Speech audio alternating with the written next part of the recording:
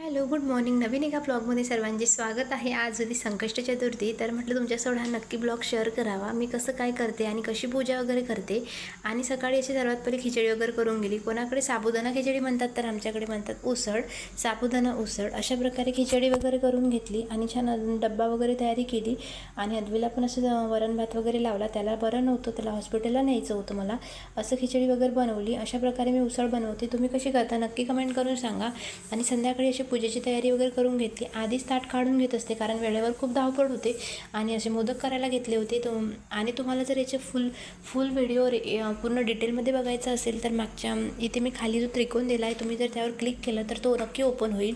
आणि अशाच प्रकारे तुम्ही बघू शकता. मी असे मोदक वगैरे तळून घेतले आणि संध्याकाळी असं पूजा वगैरे करायला घेतली. म्हणजे गणपतीला मी पंचामृताने स्नान वगैरे करते. आणि हे तुम्हाला डिटेल बघायचं असेल, तर मी कशी पूजा करते, काय करते, हे मी खाली जो त्रिकोण दिला आहे, तुम्ही त्याच्यावर क्लिक करून तो पूर्ण व्हिडिओ डिटेल बघू शकता. आणि त्याचं छान असं कसं काय केलं आहे. आणि अशा प्रकारे मी व्हिडिओ अशा प्रकारे आरती वगैरे करून घेतली. आणि असा होता आमचा दिवस. थँक्यू. भेटूया नवीन ब्लॉगमध्ये. चलो.